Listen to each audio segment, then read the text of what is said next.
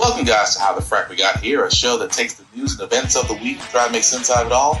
I'm your host, the most Will Buchanan, and on this show, we simply are all about the facts. There are plenty of news stations out there that simply want to do anything short but inform you. Here at How the Frack We Got Here, that's all we believe in. We go after the lefts, we go after the rights, we go after the middle and independents, we go after all sides because there's more than one side of a story to everything. And you need to know it all in order to actually formulate your own opinion. And that's what we try to do here at How the Frack We Got Here. Thanks for listening, and hold on. It's going to be fun. Despite the devastating loss of Charlie Kirk, my incredible husband at UVU, Caleb has persisted with the same grit. It has been a long day. Trust me, you're not a grifter, honey. It's all good. Ooh.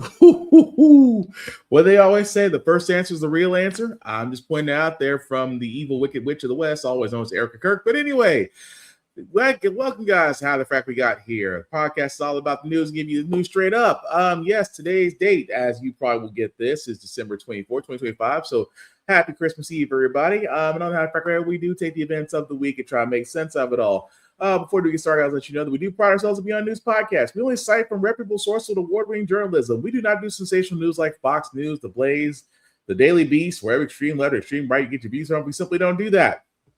At the same time, guys, we do try to pride ourselves on maintaining professionalism, but words do fly. At the same time, there may be things that might be shown that might be too intense for younger viewers.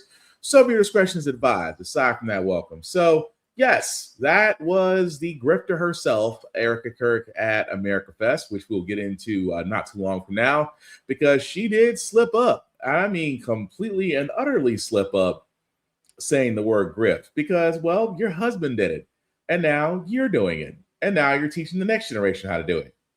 So grifter's going to grift. But we'll get into America Fest and the reason why she should stand by her man, her future man, J.D. Vance. I feel sorry for his wife because good freaking grief, that train wreck scandal is going to be. But anyway, starting first, because Taco likes to rename everything in his image because he believes he's this great man, but really he's a piece of shit. That being said, he basically wants to rename the Kennedy Center and, a few problems with that.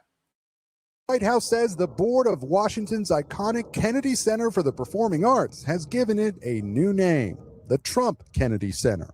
Well, I was honored by it. The board is a very distinguished board, most distinguished people in the country. Earlier this year, the president blasted the Kennedy Center's programming as too liberal and criticized the appearance of the building. He ousted most of the previous board members, installed himself as chairman, and hosted the Kennedy Center Honors, while securing $250 million from Congress for renovations. We saved the building. The building was in such bad shape, both physically, financially, and every other way, and now it's very solid, very strong. But Democrats tonight are outraged.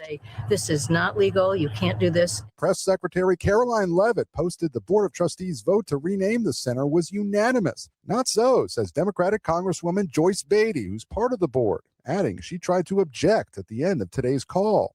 I was muted, and as I continued to try to unmute to ask questions and voice my opposition to this, I received a note saying that I would not be unmuted. It's the latest example of President Trump looking to reshape Washington, building a massive White House ballroom, installing these new partisan plaques in the White House colonnade, and renaming D.C.'s Institute of Peace the Donald J. Trump Institute of Peace. Now, Democrats are asking whether this latest name change is allowed. Former Democratic Congressman Joe Kennedy, one of JFK's grandnephews, writing, "The Kennedy Center is a living memorial to a fallen president and named for President Kennedy by federal law. It can no sooner be renamed than can someone rename the Lincoln Memorial." And Gabe, another headline we're following tonight. The president has been on defense on the economy, but he got some good news on the cost of living today. Yes, Tom, new numbers show inflation has dropped from 3% in September down to 2.7%, much lower than expected. Core inflation hitting its lowest level since 2021, though analysts warn there are gaps in the data because of the government shutdown. Yeah, so about that. Yeah, the gaps in the government shutdown was also done by the Department of Commerce, which, by the way, also was gutted and replaced by Taco loyalists. So Again, that data came from the Department of Commerce. That's now under TACO, so I wouldn't really take that with a grain of salt. At the same time, the Kennedy Center, you actually need congressional approval to actually change the name of that. So as much as Taco would love to put his name on everything, good freaking luck trying to get down the Kennedy Center, because again, it takes congressional approval. It'd be no different than him trying to put his name on the Washington Monument, Lincoln Memorial, and various other monuments that have already been named and locked in by federal law. So there you go. But yes, inflation, come on now. He caused it. Me have said many a times here on this podcast that he has caused inflation. His tariffs have caused costs to go up because, again, he believes we're getting screwed. And for anybody that believes he's a great businessman are the same people that I believe should be drug tested, because there's no way on God's green earth a con man that has filed bankruptcy multiple times for all of his failed businesses is going to sit there and tell you America's getting a bad deal. If you haven't noticed, he's running this country the same way he's running his businesses. But you can't put the country in bankruptcy. Won't keep him from trying though. But outside of that, he also signed an executive order for reclassification of cannabis. And before you people get happy, I have some disappointing news for you. Emphasize that the order I am about to sign is not the legalization, or it doesn't legalize marijuana in any way, shape, or form, and in no way sanctions its use as a recreational drug. It has nothing to do with it. At the same time, the facts compel the federal government to recognize that marijuana can be legitimate in terms of medical applications when carefully administered. In some cases, this may include the use as a substitute for addictive and potentially lethal opioid painkillers. They cause tremendous problems. This can do it in a much lesser way, can make people feel much better. This reclassification order will make it far easier to conduct marijuana-related medical research, allowing us to study benefits, potential dangers, and future treatments. It's going to have a tremendously positive impact. Okay, I'm just going to stop it right there. Number one, there are already marijuana studies out there.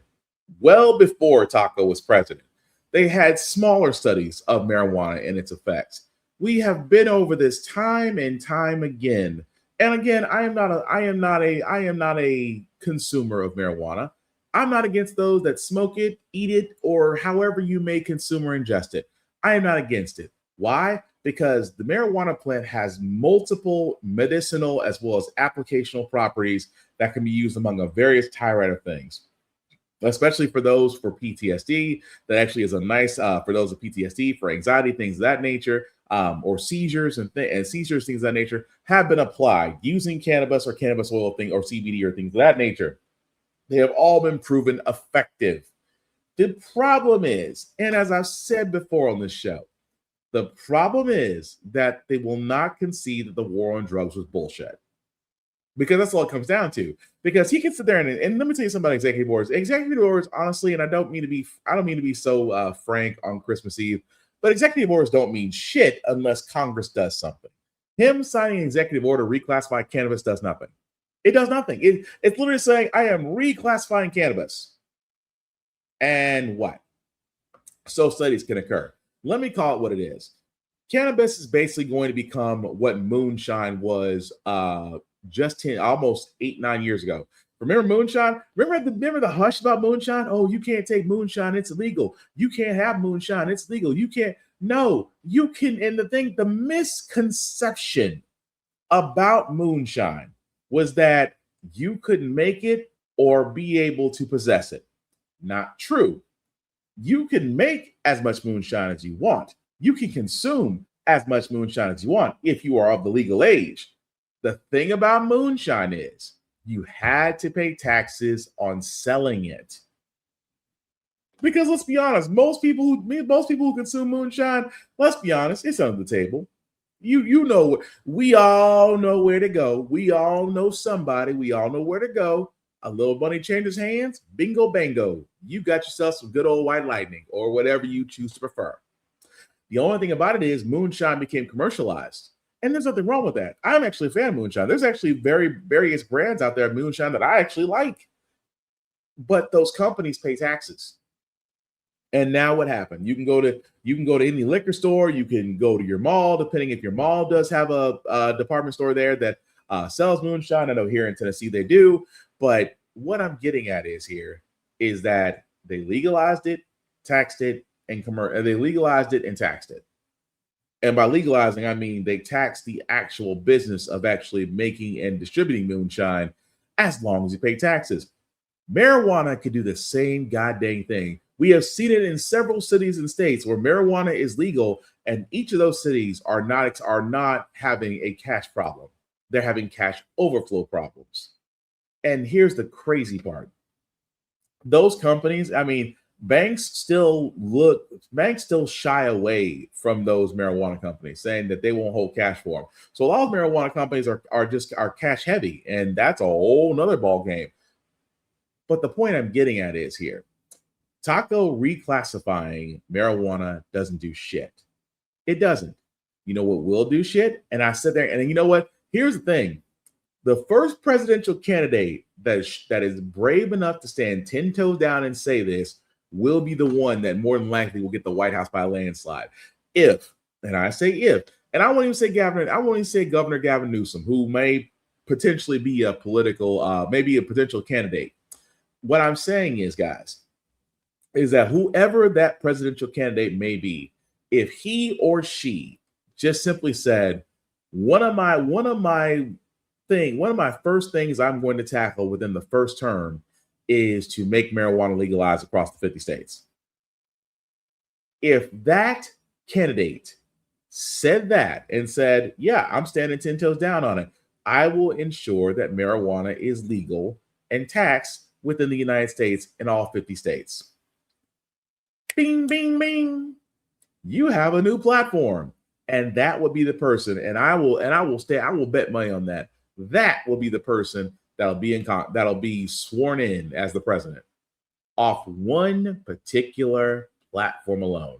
Although anybody else in the next presidential election can sit there and say everything that Taco did, we're going to undo it within the first 90 days. Also, we'll get people's attention. But the thing I'm getting at here is, guys, you can call me, it sounds like Will's an advocate for marijuana. And indeed I am, even though I don't partake of it. But at the same time, I see the positives. I see the positives out of this. I see the positives out of taxing a plant that could be a cash boon in areas to where people need jobs, infrastructure, and of course, cash flow. And all that could be solved if we simply legalized it the same way other cities and states have done it. But that will lead to, we could be seeing prostitution. Ooh, buddy, prostitution is actually legal in a few states.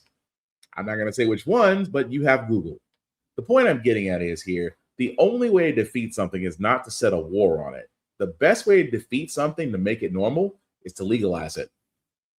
Don't believe me? That's how we got cigarettes and liquor. During that prohibition area when the strictly religious folks have thing in cigarettes and liquor, to the point to where even some states, unfortunately, are still under the doggone blue laws where you can't buy alcohol on Sundays because, Jesus. I'm just pointing that out. The best way to handle something is not to start a war, but to legalize it. And Taco is not trying to legalize something that he cannot make money off of. Trust me, if there was a way to put taco weed or Trump weed on something, you don't think he would have done it by now? Oh, they want to badly. And it's only a matter of time because, God forbid, people of color actually come up off weed because, stereotypes. But again, many applications, but we are still stuck in this war on drugs bullshit because we're still bombing boats with very little information, except their source is, trust me, bro, we're the government. I don't trust anybody that's under the Taco administration that honestly hasn't passed a piss test, intelligence, or didn't look like a failed DEI hire on the white side. But speaking of people that really shouldn't be under the microscope, but they are, this case we did cover, guys, of a Wisconsin judge. Judge Hannah, Hannah Duggan. There we go. So Hannah Duggan, for all those who don't remember, we covered the story because, again, remember the big time when Gestapo and Ice Barbie were just running roughshod over trying to catch all the illegal immigrants, the criminals, the rapists, and all them, but really they're just going after hardworking individuals and scaring the crap out of children just because they can.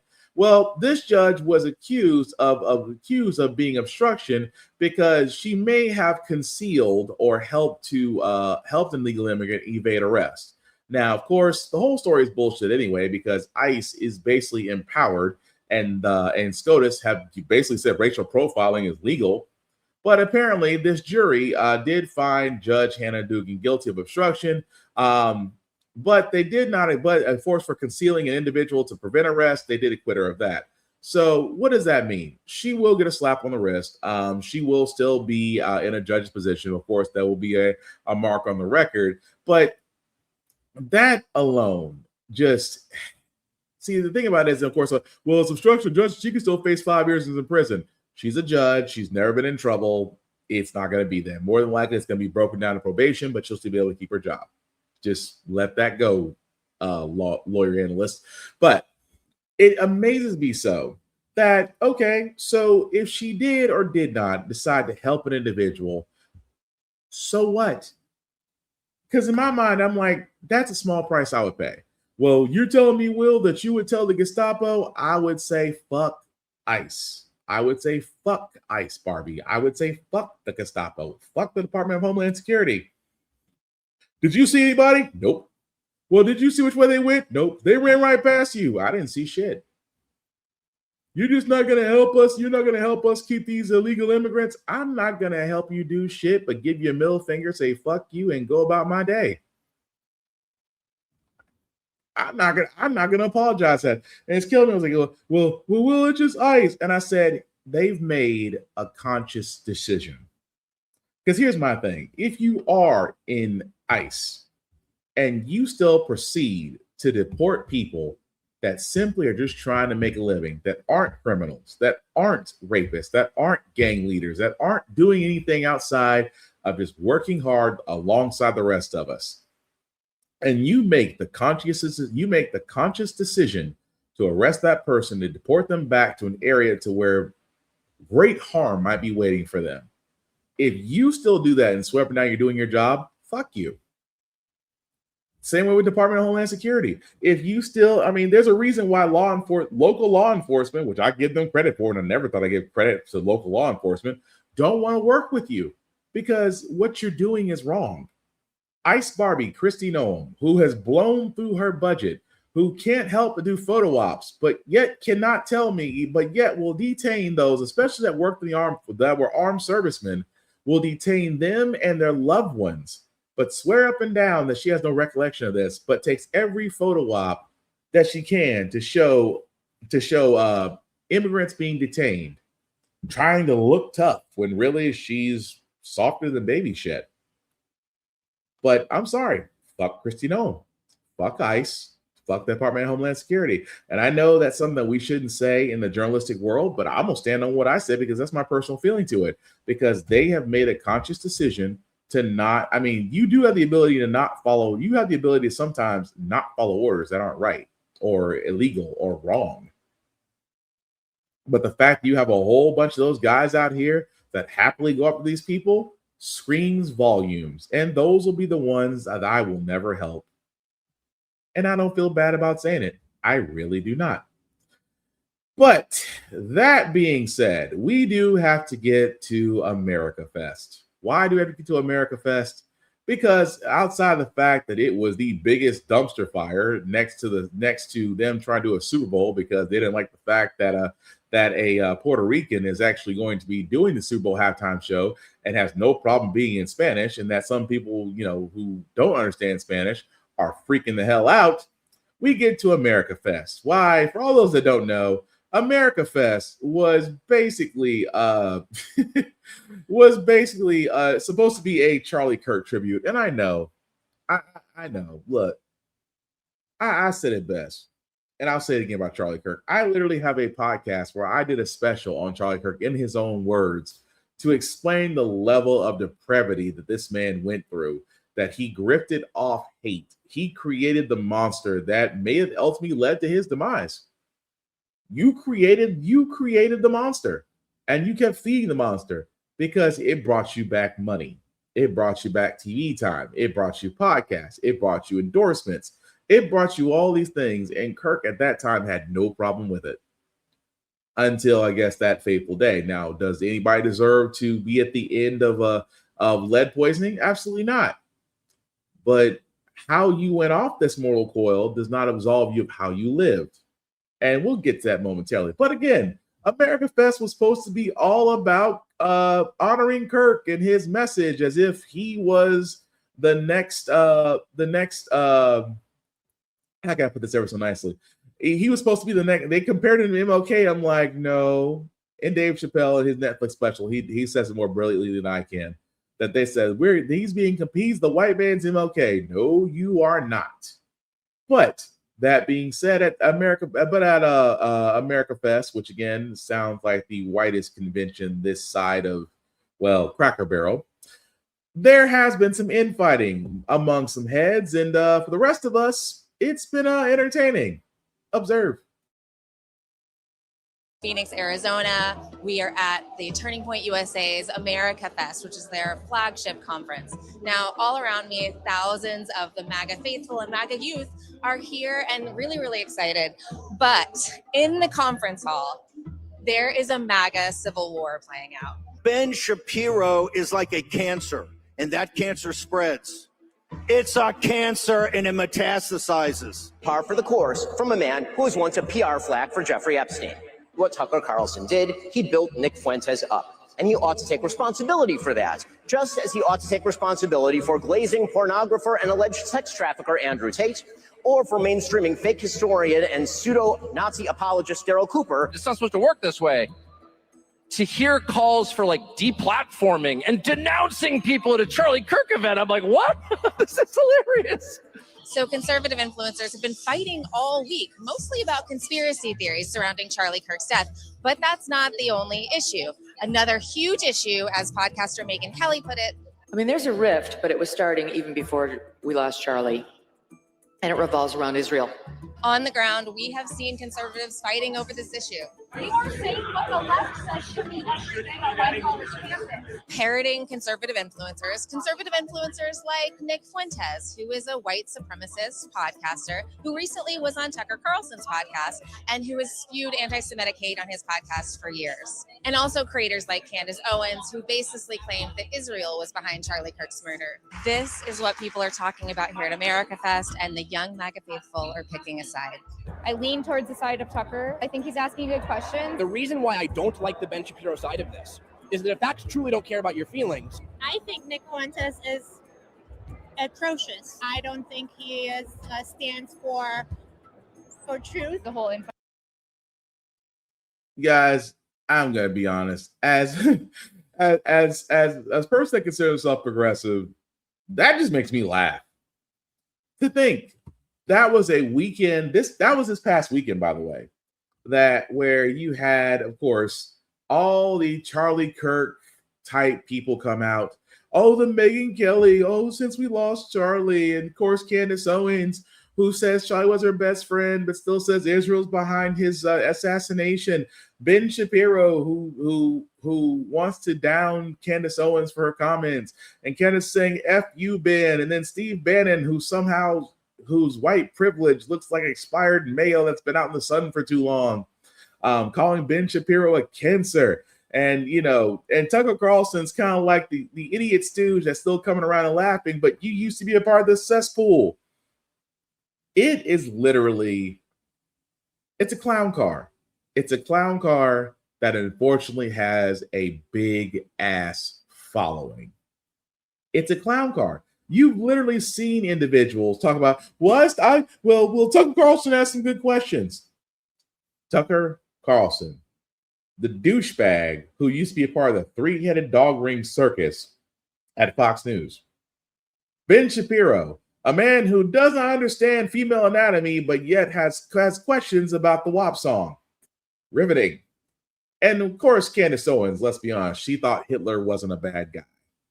Apparently, Candace, you learned to outwhite the whites by saying, hey, racism is an illusion, but there's nothing wrong with a Nazi.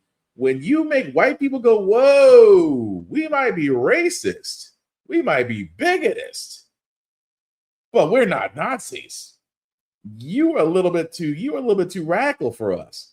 But the point I'm getting at here, guys, is that's infighting infighting in everything. And of course, the ringleader, the queen herself, that has now accepted the grifting throne that is Turning Point USA. Erika Kirk turns around and says, this man has learned to grift. Yes, he has, because that's what America Fest is. That's what Turning Point is. That's what that's what CPAC is, and all these other conservative events and conferences all are. Grifting. Let us take to the ill-educated masses and let them know that people of color and immigrants are coming to take everything away from you. And yet you have to look down on your whiteness. No, we will not stand for that. Here, have a t-shirt, have a mug, have a hat. Show them that you're not afraid to stand out as we take your money.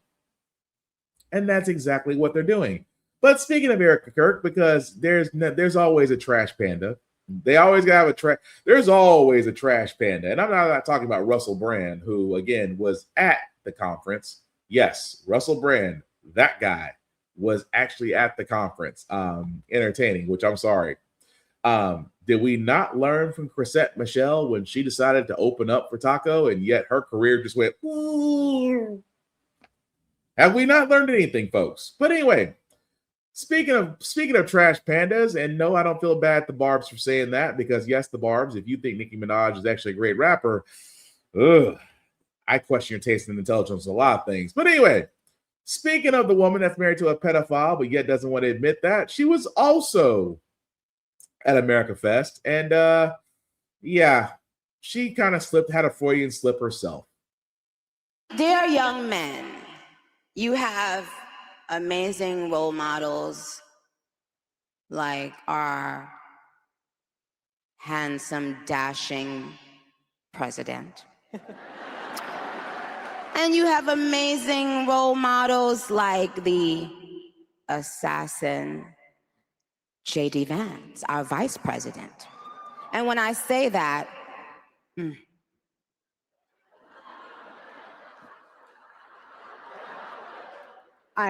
trust me, there's nothing new under the sun that I have not heard, so you're fine.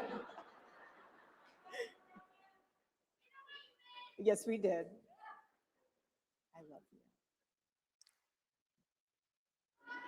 I love you. You have to laugh about it, truly. I have been called every single thing, and you know what? God is so good, you let it roll right off your back.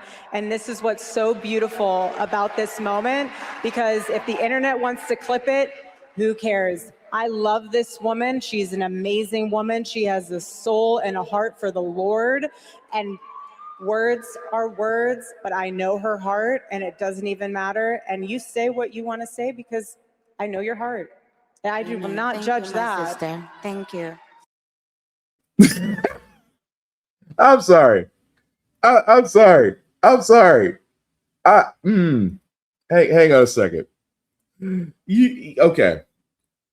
She called you, well, he was an assassin. I can't stand the way Nicki Minaj talks, number one, because I think it's all freaking fake about her, but that's my personal opinion. But the fact that she called J.D. Vance an assassin, and of all the words you can use, that's the one that you use.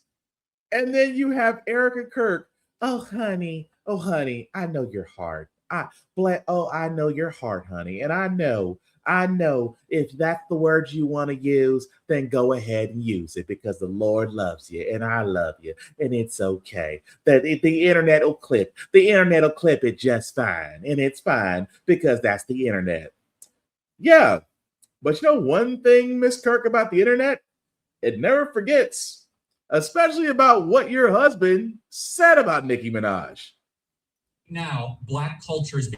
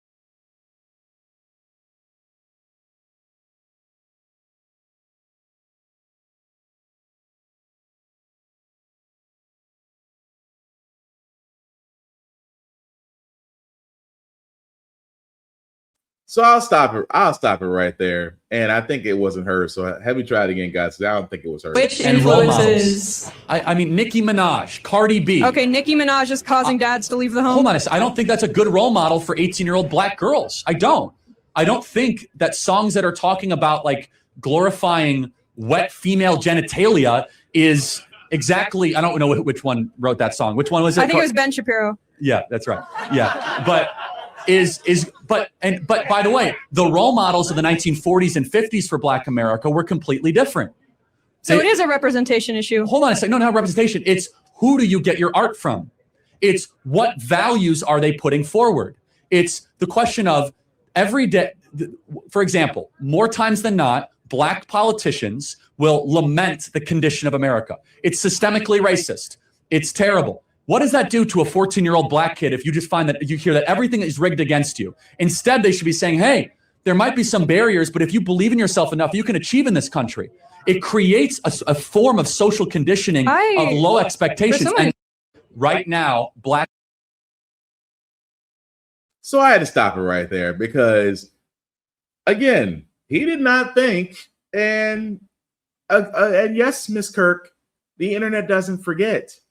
But your late husband didn't believe that Nicki Minaj was a good role model for 18-year-old black girls. And here's the thing I will always sit there and say. When a white man sits there and talks about the fact of what's good for black women, that should be an immediate sit the fuck down and shut the fuck up moment. Because who are you to sit there and say what's a good role model for a demographic that you cannot relate to, nor are you a part of? And said you have this father knows best white superiority. Oh, I just think that a woman like her who talks about her WAP and everything else is not a good role model. But yet you didn't realize that WAP was actually done by Cardi B and Meg Thee Stallion and not Nicki Minaj. I'm just throwing that out there. But I love the fact you try to say black politicians lamented the system and yet couldn't give examples. See, here's the thing that I will always point out about Charlie Kirk. Because what he does, Ben Shapiro does, Steve Bannon, Stephen Miller, Candace Owens, Byron Donald, Tim Scott, they all do this. This is grifting 101, folks. They will sit there and sound so secure. They will sit there and sound so confident that because it aligns with someone's views, that person who hears it won't question it at freaking all. They will sit there and go, well, you know what? That is right. Or you know what? That does make sense. And not question the validity or dig deeper into what they're going into. But I love the fact that Erika Kirk just sat there and was like, oh, honey, I know what's in my heart. And the internet can clip it. Yes, Miss Kirk, the internet can clip it. But for anybody else, everybody else knows this. The internet never forgets. And it's undefeated. But to top off this chess pie made of caca that was America Fest, vice president and guy who doesn't do anything but gets paid for his job and possibly may actually wind up leaving his couch for Erika Kirk, decided to say the most Naziest white supremacist thing that you can say at a conference like this. And I'm going to let the man himself say it for himself. In the United States of America, you don't have to apologize for being white anymore.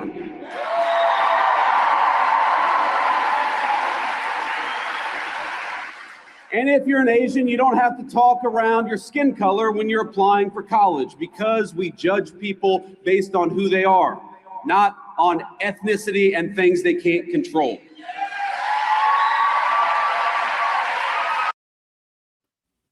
All I'm going to sit there and say is how much of a load of crap that was. You do not have to apologize for being white. That's what it sounded like. You don't have to apologize for being white because you know what? It's all right to be white. That's how he sounds. You don't have to apologize for being Asian. But I guarantee if I kept that playing on, I bet you won't find where it says you don't have to apologize for being black. I guarantee that's not in that statement. I'm not going to go any farther because, again, it's a load of caca when he goes from there. That he says, we didn't need DEI. Yes, you did.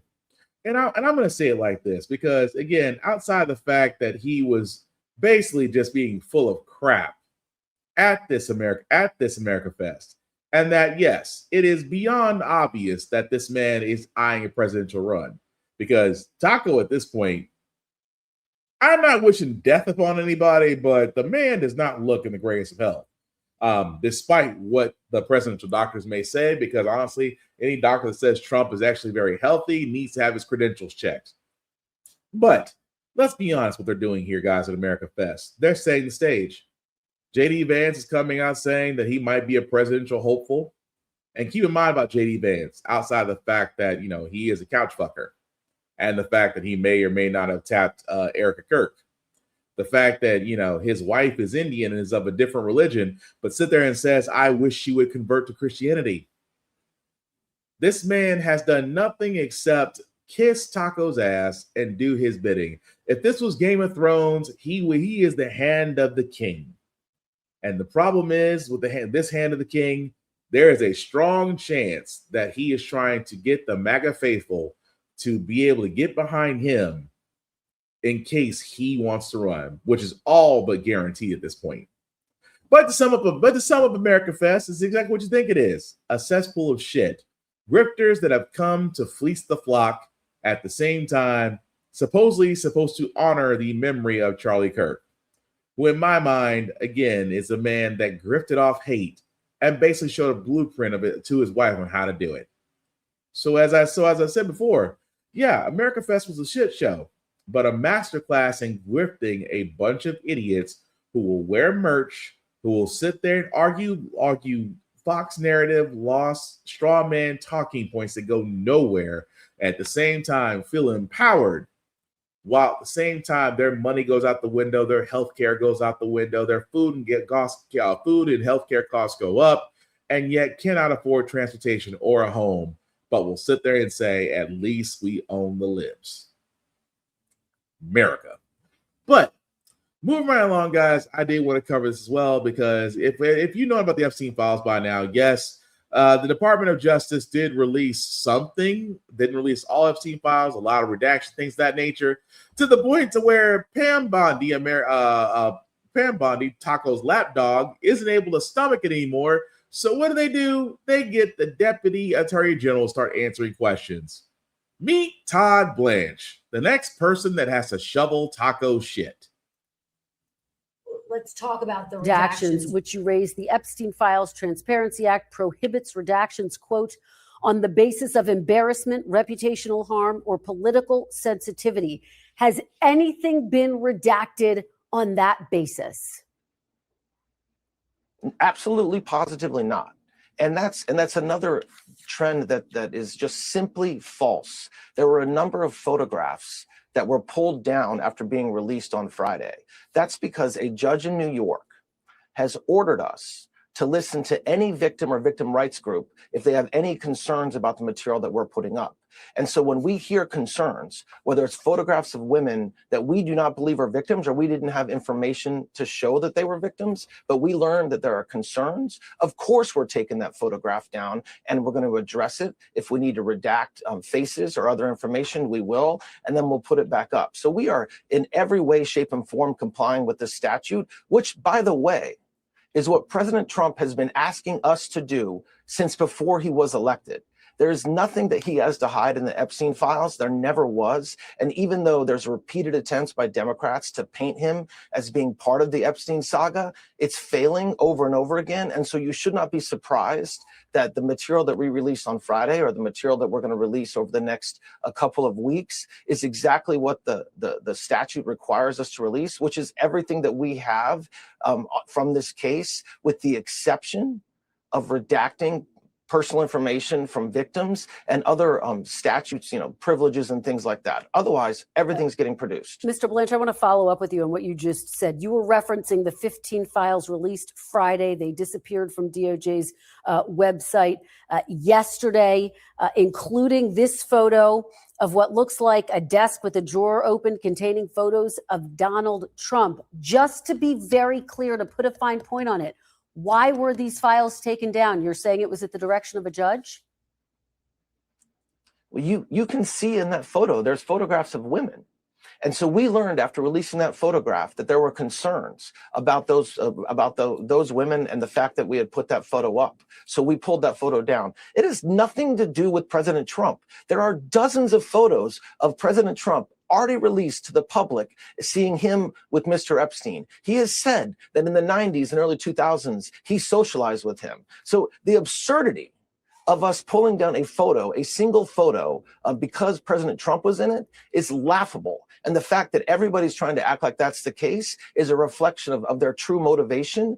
But the reality is anybody, any victim, any victim's lawyers, any victim rights group can reach out to us and say, hey, Department of Justice, there's a document, there's a photo, there's something within the Epstein files that identifies me. And we will then, of course, pull that off and investigate it. Are you saying that one or more of the women in one of the photos or several of the photos is a victim or a survivor of Jeffrey Epstein, and that's why you took those files down? And will they be put back up?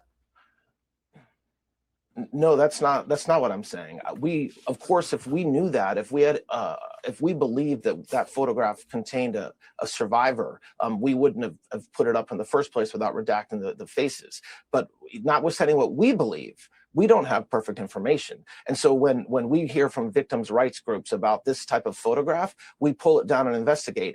We're still investigating that photo. The photo will go back up. And the only question is whether there will be redactions on the photo. And of course, if there are survivors in any of the photos, we will redact them as Congress expects us to do, as President Trump expects us to do, and as the Attorney General and Director Patel have directed the department to do. Okay, let's delve more deeply into the redactions. Is any information about President Trump redacted in any of the files that have or will be released? No. Not unless it's supposed to be redacted under the law, which means victim information or any sort of privilege, like attorney-client privilege. But I have no reason to believe that the lawyers that were working on this case were talking about President Trump, because he had nothing to do with the Epstein files. He had nothing to do with the horrific crimes that Mr. Epstein committed. And so I don't expect there will be anything redacted. But the short answer is we are not redacting information around President Trump, around any other individual involved with Mr. Epstein. And that narrative, which is not based on fact at all, is completely false. The White House has said that President Trump is included in the files. Can you guarantee that every mention and every photo of President Trump in the Epstein files will be released? Yes. Yes. I mean, I've said it 3-4 times now. We've said it before, and President Trump has said it repeatedly since before he was elected. And since he was elected, all summer long, he said the same thing. I have nothing to hide. And so, of course, that's the case. But let me just make sure everybody understands something. To the extent that he is, quote, in the Epstein files, it's not because he had anything to do with the horrific crimes. Full stop. But yes, if President Trump is mentioned, if there's photographs that we have of President Trump or anybody else, they, of course, will be released with the exception of any victims or survivors that we've identified, which we will either not release that photograph if it's just a photograph of a survivor, or if we do release the photograph because there's other individuals in the picture, the survivor's face or her entire body in some cases will. Ooh, wow. Oh, wow. Wow. I did not realize if you get paid, if you're getting paid a 6-figure salary for that level of word salad bullshit that was just thrown out, I am in the wrong occupation. What Mr. Deputy Attorney General Todd Blanche is there for is because Pam Bondi is tired of basically the media. She is tired of the media. She's tired of being hounded by her boss. She is tired of being hounded because, again, she could have done what should have been done when the court ordered her to do it. The Department of Justice released the Epstein files because it's roadblock after roadblock after roadblock. Because at first, you wouldn't let, Speaker of the House Mike Johnson wouldn't allow a vote in the Epstein files until he had no choice. And then Democrats and Republicans voted to release the Epstein files. Then the Department of Justice was given a deadline by last Friday. Last Friday, they were given a deadline to release all Epstein files. They partially did release with redactions and make sure that pictures of other people were emphasized. Bill Clinton, Bill Gates. And again, you can argue about that all you want to. Even to the point to where old Bill himself sat there and said, okay, so you got me with a picture. Release all the files. I can just see him going, I want you to release all the files. I've got nothing to hide, not nothing at all. And if you got a picture of me with Epstein, I'm sure that Trump has pictures of Epstein himself. If he's only so bold to release those files. I know, terrible Clinton impression. Roll with me. But if Clinton himself said, I got nothing to freaking hide, release everything. And of course, they had to get a different mouthpiece. Enter Todd Blanche, who says a bunch of word salad. And I'm sorry, if I'm a journalist, I consider myself a journalist, but if I'm interviewing him, they would hate me in the control booth. Because I'm like, sir, that's not an answer. Well, there are other victims that we have to comb through. And a judge in New York said, well, sir, if that's the case, then why is it taking this long why is it taking this long for all files to be released if it's about a single victim? Or Mr. Blanche, it's hard to believe that Trump does not have any emphasis on this release of files when it has been said that your AG, Pam Bondi, has informed Trump that his name has came up repeatedly in the Epstein files. We have seen photos of him and Epstein. We have seen the controversial letter that he may or may have not written to Epstein. At the same time, Epstein says the one that hasn't embarked yet is Trump, and that's the one, and I've got something on him.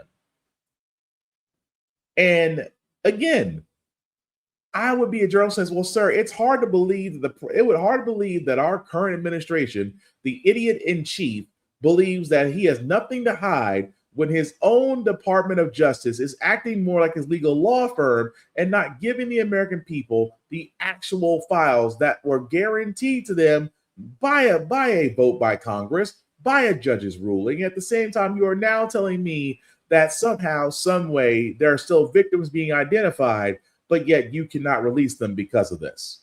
Sir, how do you expect the American people to trust the Department of Justice when you're too busy acting like his personal lawyers? I'm waiting. Because Lord knows if I get the opportunity, that'll be the first and last time you probably see me on camera. But I'm waiting for a journalist to point that out. Because what they are doing, the Department of Justice is acting more like his own legal firm. And even to the point to where they are making sure that Taco is either redacted from the files or that in some way, some form, that he cannot be brought up later for crimes that may involve the former child trafficker and sexual predator. You can't make this up, because it never ceases to amaze me that Taco always finds another mouthpiece that will do the verbal word salad judo and say very little and say a lot at the same time. And yet, Pam Bondi, if you ever do luck up on this podcast, you can do the world a favor. Release the Epstein files and then prosecute everybody that's involved. But we know you won't, because whenever Taco says how high, you have to take the leash off and lick his ass. Speaking of that, Taco decides that he now wants to introduce the Patriot Games. Except the Patriot Games sound real familiar. In the fall, we will host the first ever Patriot Games, an unprecedented 4-day athletic event featuring the greatest high school athletes, one young man and one young woman from each state and territory. President Trump wants to celebrate America's 250th birthday with what some are comparing to the Hunger Games.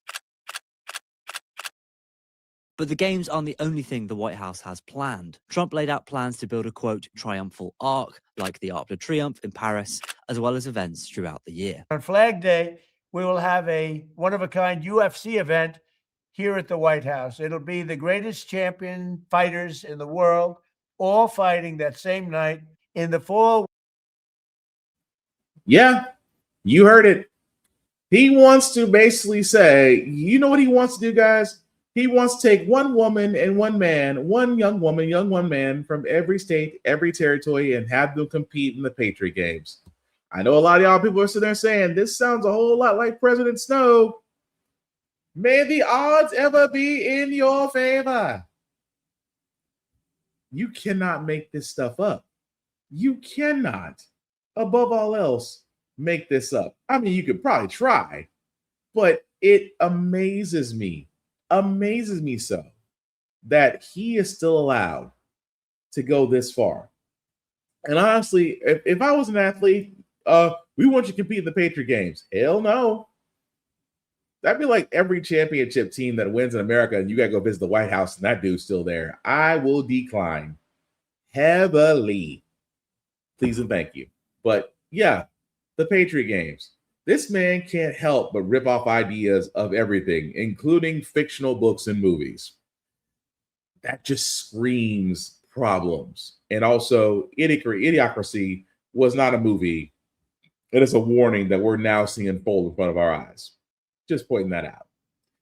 But the thing I also want to get at, guys, is that there is some good news, is that you guys do remember we talked about Black women in labor and the fact that Black women really don't really get the medical need and attention that they get. We showed 2 stories of Black women that were in labor one was actually turned away from a hospital only for her to give birth in the car, thanks to her help. Thankfully, her husband was there. Another woman that was, in labor, in pain, sitting in a wheelchair as the nurse just acted nonchalant, asking her questions and really not getting her the medical help she needed.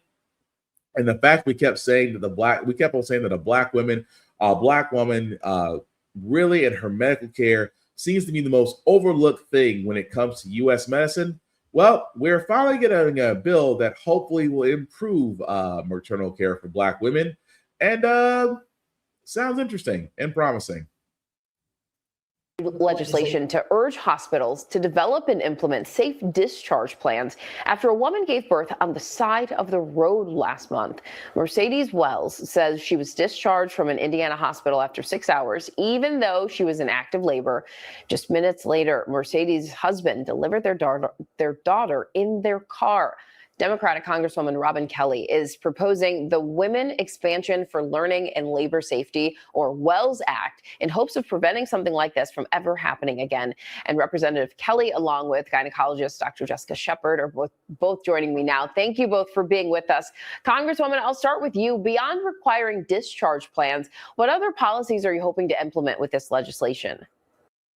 My bill aims to deal with systemic issues around maternal care, racial disparities, hospital accountability.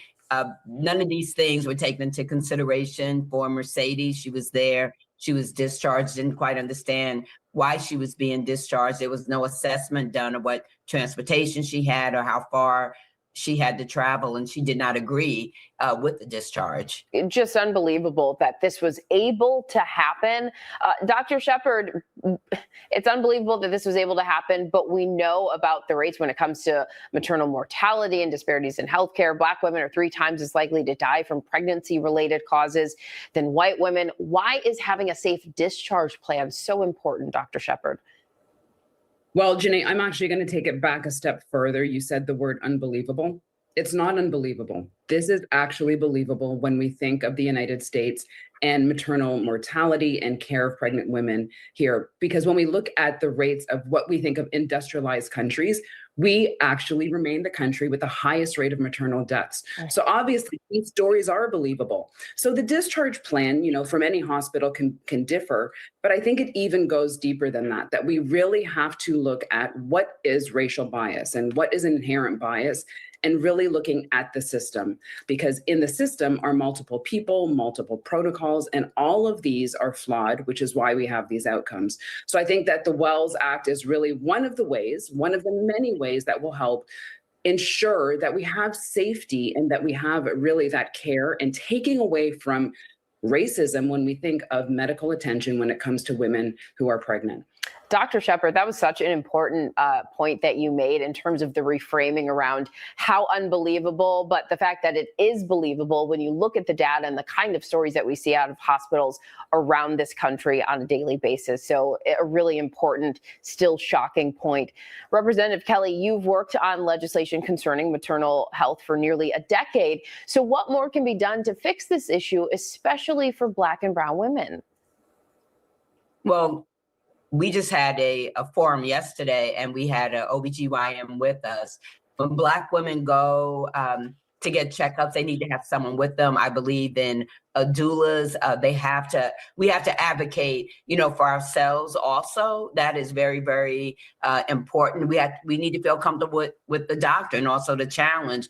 And that doctor recommended finding someone that looks like you, because there's been studies that when you find someone that looks like you, the care is definitely better. There's studies around immigrants that have had babies in their native country, and then when they come to the United States, that's when they have the issues. So racism is systemic and a very important part of this. And even though, as a doctor said, is not unbelievable in ways, but it's still shocking in 2025 when I think about Mercedes Wells and Carrie Jones in Texas, that we are still dealing with this. 100%, because regardless of how much or how often it happens, it shouldn't. And Dr. Shepard, when we do these segments, because we talk about these issues often, we're often, reminding folks that you've got to advocate for yourselves. But how can women better advocate for themselves, especially if faced with a doctor who might be ignoring their concerns? Yeah, I think that there's multiple ways to do that. So to be short is to say that it should be more looked at over communication. We listed some of those things, such as having a doula, having an advocate, even having just another person with you. Because when we look at the underlying social economic inequalities, a lot of that boils down to what is the actual communication that's transpiring between the healthcare provider and the patient, and ensuring that everything that is being communicated is understood. And if it's not, then asking for someone else to make sure that that communication is being transpired in a way that the patient is fully aware of what's going on, and can also ensure that they get their opinion into that communication. Important reminders. Democratic Representative Robin. And again, I know it's a small step. It really is. But the fact that you literally have to put in protocols to ensure that women of color, specifically Black women, are making sure they're getting the best maternal care possible. Because again, I am speaking from experience with my wife, who did deal with high-risk pregnancy, with our second child,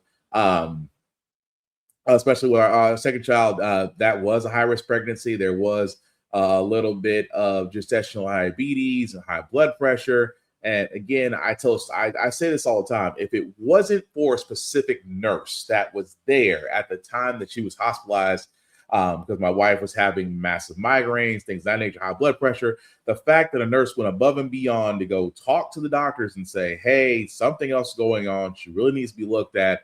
And I still say to this day, saved my son's life and my wife's life, because a nurse took it upon herself to really go to bat for her, because the doctors at the time were just giving her Oxycontin. And I'm like, that's not going to really work for the situation. But again, Black women deserve better care than what they're getting at, especially where, again, the fact that they are forcing hospitals to develop protocols is one thing, but it's amazing that we have to go that far, especially the more times we talk about the fact that when a Black woman is in pain, that she definitely does need to be heard, that, there needs to be more doctors who are people of color. Because let's be honest, some Black women do prefer a Black doctor, just because their concerns and needs will be heard out a lot more. And again, that should scream volumes about where our healthcare is, not just in the pricing, because thanks to Taco, everything's going to go up or at least double,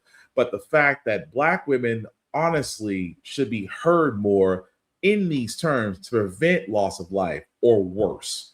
Because again, like I said, if it wasn't for a nurse with my wife, I'm not even sure. I don't even want to think about the negative side of what it could have been. I'm just saying, Black women deserve better. Black women deserve top tier care, and it shouldn't be that fucking hard. I apologize for the language, guys. As this is being recorded for Christmas Eve, I apologize. I don't really cuss this much, but when it comes to certain things that are near and dear to my heart, language goes out the window. But again, I apologize. But a couple more stories before we call tonight, guys, on this one. You guys have heard me talk about CBS, especially for the fact that CBS is now beta Fox News. Not only because Taco basically neutered CNN, got rid of Late Night with Stephen Colbert, gutted 60 Minutes, made their editor-in-chief at the time resign, to where Barry Weiss was installed. And we've seen her horrific train wreck, especially with the town hall that she had with Erika Kirk, that was terrible in ratings and everything else. But she also systematically may have prevented, and let's be honest, not systematically, not may have, she did prevent a story that was vetted, approved, and at the final hour, because Taco didn't like how it sounded, instructed Miss Weiss to pull it. Although I'm paraphrasing, but you'll see in a minute what the story's about. This morning, some CBS News employees are threatening to quit amid fears of corporate censorship. That's after the network abruptly pulled a 60 Minutes investigation hours before it was set to air last night. The segment would have brought viewers the stories of Venezuelan deportees sent to El Salvador's notorious prison. CBS says that it was still going to air it, but that it needs more reporting. Let's go live now to CNN Chief Media Analyst Brian Stelter. This is really a severe blow, it seems, to the network's credibility here. What are you hearing from journalists there, Brian? I think that's accurate. This is a blow to credibility. Whether or not the piece actually airs in the future, and Editor-in-Chief Barry Weiss is saying to the staff this morning, this segment will air when it's ready. But here's what's odd about the situation. We can walk through the timeline, and I think it'll show how this doesn't really add up, all right? Correspondent Sharon Alfonsi had been working on this segment for weeks. She interviewed some of these deportees who described torturous conditions at Secot, that prison in El Salvador that the Trump administration has been sending migrants to. So these interviews were in the can, they were edited. This segment was ready to go, according to producers, editors, fact checkers, and even the lawyers who reviewed the segment. As of Friday, this was ready to go. And that's significant because on Thursday night, Editor-in-Chief Barry Weiss was able to screen it for the first time. I'm told she had some concerns, but there was a sort of an assessment that the piece was going to move forward. And on Friday afternoon, this broadcast was publicized. It was promoted ahead of time. Alfonsi's segment was announced to the public. And yet on Saturday morning, Weiss weighed in with additional concerns. And I'm told, according to sources, she was especially concerned about the lack of a Trump administration response to the reporting. Now, Alfonsi says in an internal memo that waiting for a response is unrealistic because it's clear the Trump administration did not want to respond to these allegations. She said, I want to pull up the quote here, their refusal to be interviewed was a tactical maneuver designed to kill the story. If the administration's refusal to participate becomes a valid reason to spike a story, we've effectively handed them a kill switch for any reporting they find inconvenient. So that's the view from the 60 Minutes reporting team. The piece was ready to go. It was in the can. It was going to be broadcast on Sunday. But all of a sudden, over the weekend, Weiss decided to shelve it. And that has created a real uproar inside CBS News, with widespread concerns about political meddling and about corporate interference. All of this coming as CBS's parent company, Paramount, both tries to ingratiate itself with the Trump administration and tries a hostile takeover bid for this network's parent company, Warner Bros. Discovery. I mean, and it comes as President Trump has really been ratcheting up his criticism of 60 Minutes. Tell us more about that and the timing of this. Yes, that's right. And that is the essential context here. You know, when Paramount... So we're going to stop it right there because it goes basically into what we've said already, that Paramount, that owns CBS, were the ones that at the time wanted to buy Skydance. Now, for all those who don't remember, the CEO of Paramount wanted to buy Skydance, but he knew he had to appease Taco. So what does he say? He goes, Taco has a few conditions. Taking Stephen Colbert off the air was one of them because, again, he said Colbert was a terrible host and wasn't funny, but Colbert just told the truth about the man every chance he got.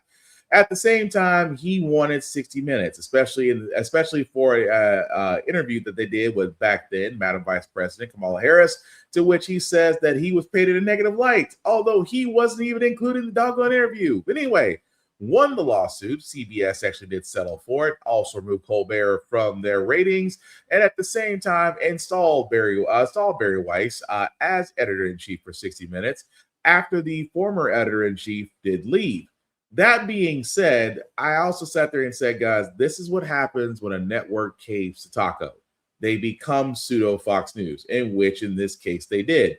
To the point to where this story, to where they basically talked about the conditions that legal immigrants, the immigrants are under once they are detained, was going to be very graphic. Now, I will say this, thanks to some people in Canada, you can actually watch the interview. Now, of course, we can't play the interview here. Why? Because CBS is on a copyright spree. The moment we do try to play said interview, it will basically get flagged. And trust me, CBS Paramount is being pretty good at flagging people, especially on YouTube and other social sites. I will tell you that, hey, a few keystrokes to the Canadian side, a few keystrokes to certain areas may actually take you to where you can watch the full segment, and I highly recommend that you should, because again, here is the problem that you're going to run into, that Barry Weiss is going to follow whatever the Taco administration tells her to do, and she's going to run CBS the same way state media, we've always feared that it will become state-run media, even more so to where we literally see one of the correspondents say exactly what we're thinking.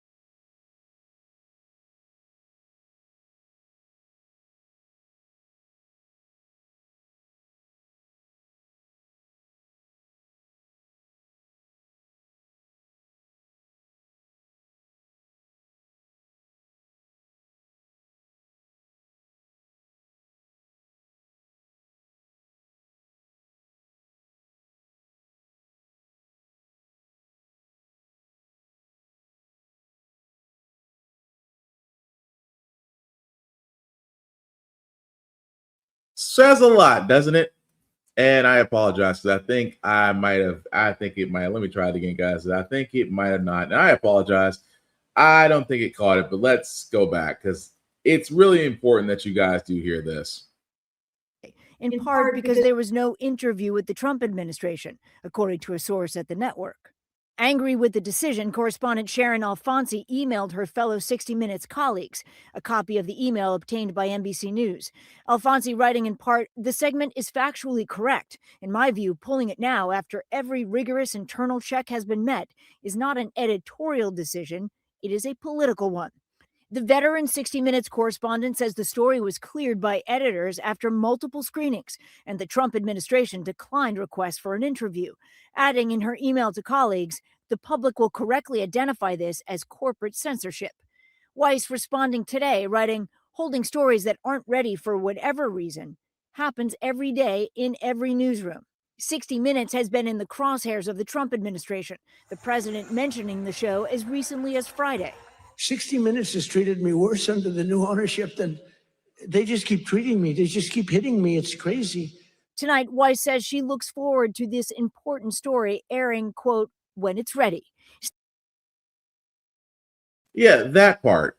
See, here's the thing. Here's the thing, folks. Barry Weiss is that person right there. Now, she has been installed, handpicked by Taco to basically do Taco's bidding. And she killed the story.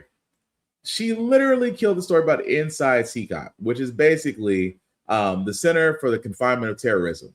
Again, Taco's Guantanamo Bay, if you will.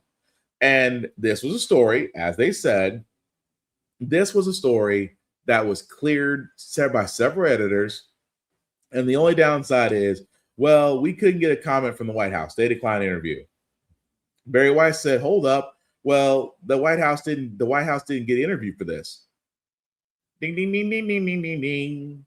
Let's go ahead and beat the circle jerk, Miss Weiss. you're doing exactly what Taco wants you to do. You don't want a terrible light to be painted on this. And at the same time, Taco does not want to look like a dictator, even though he wants to be a dictator, but he wants to be beloved at the same time. And last time I checked, there's no such thing as a beloved dictator. But it is amazing to me that CBS has now become a beta or pseudo Fox News. We can't say anything negative about the Trump administration. Oh, no, we can't. We'll say everything positive, but we can't say nothing negative. And we now have an Oberman that's going to make sure, and we're going to have an Oberman at the helm that's going to make sure about that. And that alone screams volumes that it is censorship. It's exactly what Project 2025, for a guy that's never read the playbook, he is following that to a T. And I don't blame the people at 60 Minutes, because you're going to be hamstringed now. You're going to be hamstringed to where everything that you post or print is simply put going to be on the back burner or streamed through to make sure that you're not talking bad about a guy that doesn't need any help because he kind of does it all himself.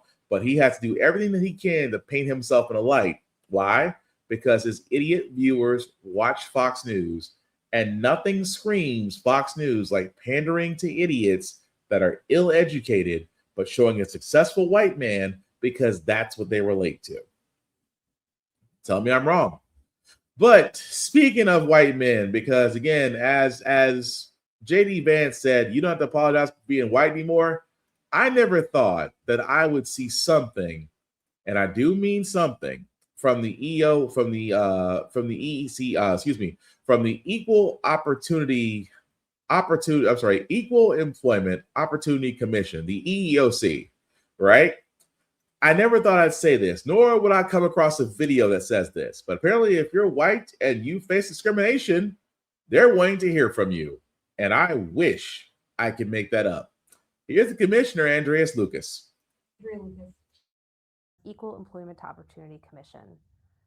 Are you a white male who's experienced discrimination at work based on your race or sex? You may have a claim to recover money under federal civil rights laws. Contact the EOC as soon as possible. Time limits are typically strict for filing a claim. The EOC is the federal agency charged with enforcing federal anti-discrimination law against businesses and other private sector employers. The EOC is committed to identifying, attacking, and eliminating all forms of race and sex discrimination, including against white male applicants and employees. Check out eoc.gov to learn more and read our one-page explainer about DEI-related discrimination. I'm Andrea Lucas, chair of the U.S. Equal Employment Opportunity Commission. Are you a white male who's experienced discrimination at work based on your race or sex? You may have a claim to recover money under federal civil rights laws. Contact the EOC as soon as possible. Time limits are typically strict for filing a claim. The EOC is the federal agency charged with enforcing federal anti-discrimination law against businesses and other private sector employers. The EOC is committed to identifying, attacking, and eliminating all forms of race and sex discrimination, including against white male applicants and employees. Check out eoc.gov to learn more and read our one-page explainer about DEI-related discrimination. Y'all, I thought for one freaking second that was AI. Like I kid you not. I was so freaking concerned when I first saw that. I'm like, this has to be AI generated because, with AI, it's always that scary feeling that somehow, some way, it's going to come up. It's going to be a problem. You're going to start wondering what's real and what's fake. That's real. That is literally real. Andrea Lucas, the chair of the EEOC, which off that 30, 45 second ad sounds more like a guy that's going through an ED period. Are you a white male that's experiencing ED problems? Unable to get it up? Not the same man you used to be? A little bit longer. It takes a little bit longer in the bedroom, or just finding yourself not in the mood? That's what it sounded like. But what you got was, are you a white male that's been discriminated in the workplace? You believe that your whiteness may be working against you, that other people may look at you and say, because you're white, you're not going to get a leg up in this world? the EEOC is there for you because you might be entitled to financial compensation. I cannot make this freaking up. Between JD Vance saying you don't have to apologize for being white, to where the Equal Employment Opportunity Commission is actively seeking out white guys to say, hey, if you've been discriminated against, come talk to us. We'll make sure you're paid. In the words of Don King, only in America does it make sense that a white man is going to claim discrimination. You know what it is? It never ceases to be amazes me. And Roland Martin covers this in White Fear. This is just the chickens coming home to roost. Because if a white person feels discriminated against, that's just privilege. You're getting privilege confused with discrimination. Because the last time I checked, the white man has more access to more things than I do as a person of color. The white man is seen as a threat. Yet if I'm walking by myself, apparently it takes 6 police officers for one of them to come talk to me. The white man is seen as non-threatening, while the black man is seen as aggressive. A white man can yell and you say he's passionate. A black man can yell and you'll say he's a threat.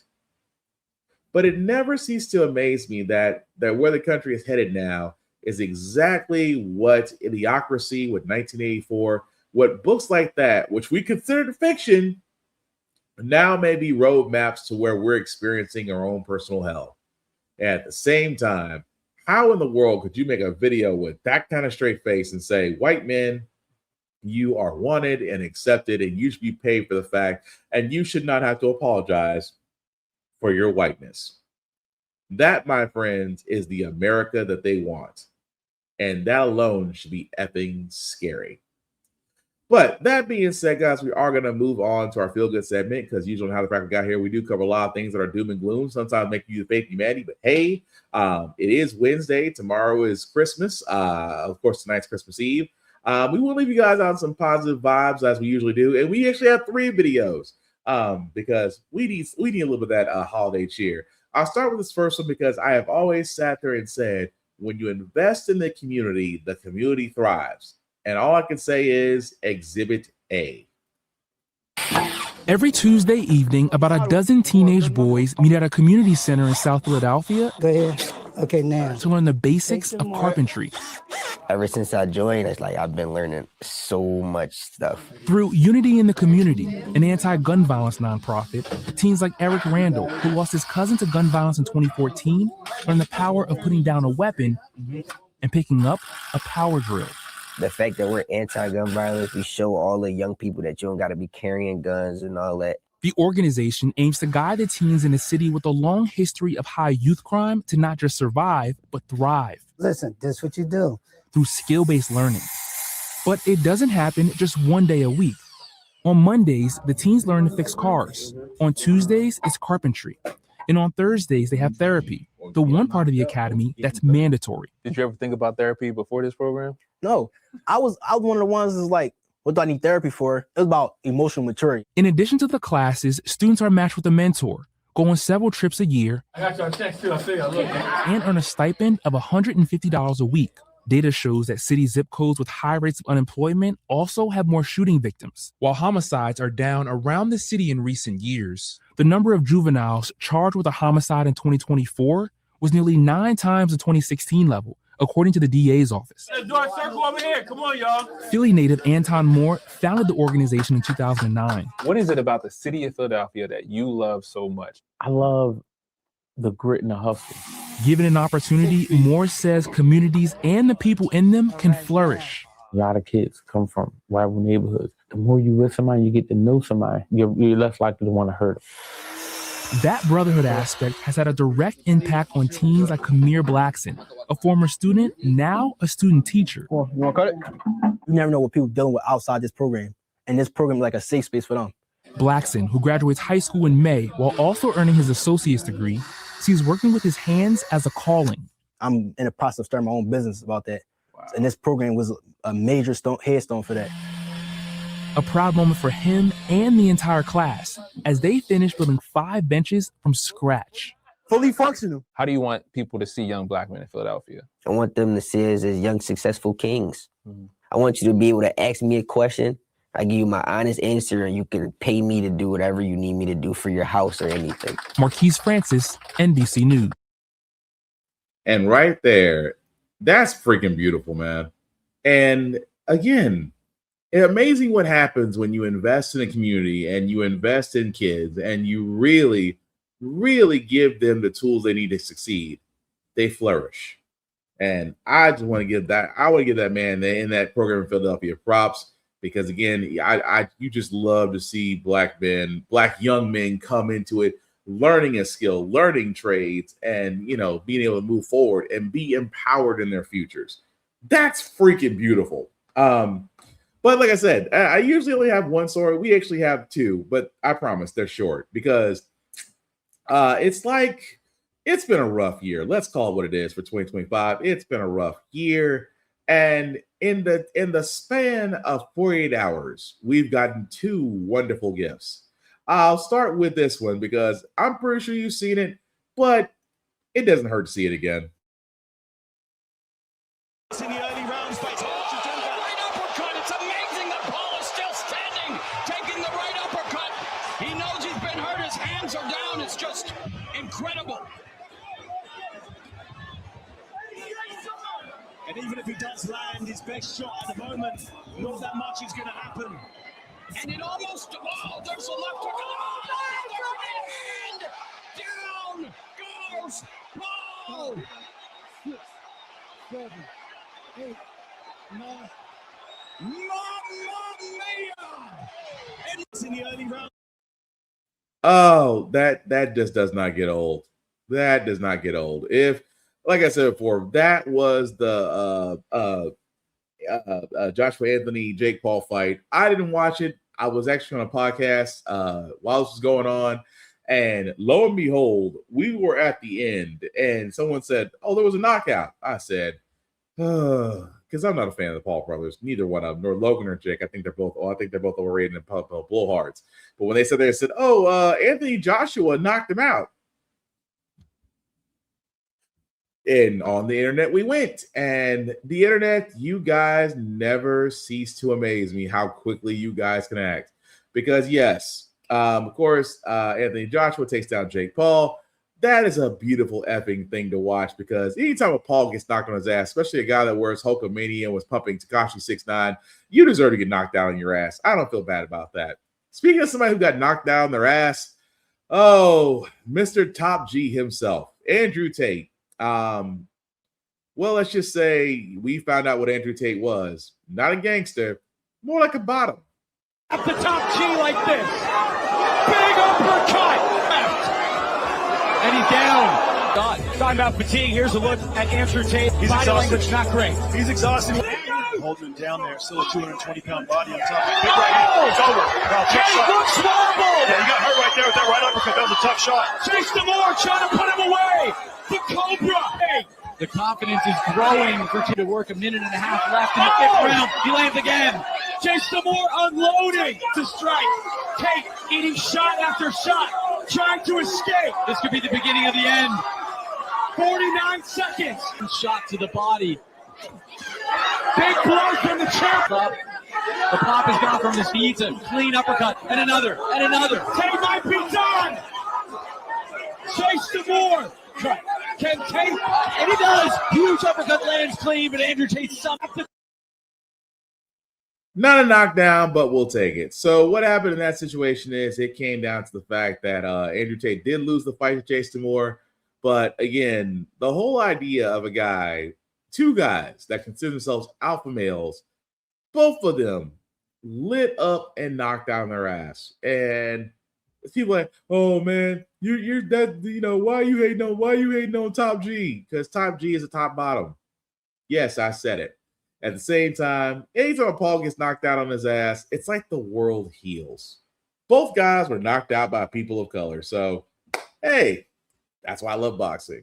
But that's going to do it for this podcast, guys. I do thank you all for liking, for watching, for definitely letting people know this is live and up and running. I certainly appreciate that. Before we do get into our shameless plugging, guys, I do want to sit there and say that as this will be on Christmas Eve, hopefully you guys have a Merry Christmas, Happy Holidays, Happy Hanukkah, Happy Festivus for the rest of us. Happy Kwanzaa. And if you don't celebrate, Christmas, that's completely fine too. Hopefully this is the time that you can take to be with your loved ones, to relax, to kind of recharge the batteries for a bit, because life is lifing, and just to enjoy. Like I said before, if you don't enjoy Christmas, hopefully you get some time to relax and then get yourself some me time and some peace back in your life. I will also start and say, guys, again, thank you. I will say this in advance because this is going to be the last show. We will actually be coming back after the new year. But I do want to say thank you all, guys, for rocking with us for another year. Thanks for sticking with us as we cover the news. Thanks for commenting, for liking, for sharing, for joining us on the YouTube page and everywhere else. I cannot say enough from the bottom of my heart. Thank you for rocking with me. I certainly appreciate it. Now we can get to shameless plugging. Shout out to APR TV. Why? Because How the Frack We Got Here can be seen on APR TV. It's an app that's on the Roku channel, as well as the Amazon Fire app. You can definitely check them out, as well as other shows that can be seen on there. You will not be disappointed. Also, BlurStation.com, a site, guys, that is for us, by us, with content you'll enjoy. Movies, television, anime, you name it, it's there. $10.99 a month to stream Blur Station, and Blur Station can be streamed on all smart devices. Again, guys, you won't be disappointed. Also, check us out on YouTube at How the Frack We Got Here. Literally, if you type in How the Frack We Got Here podcast, we are the first thing that pops up.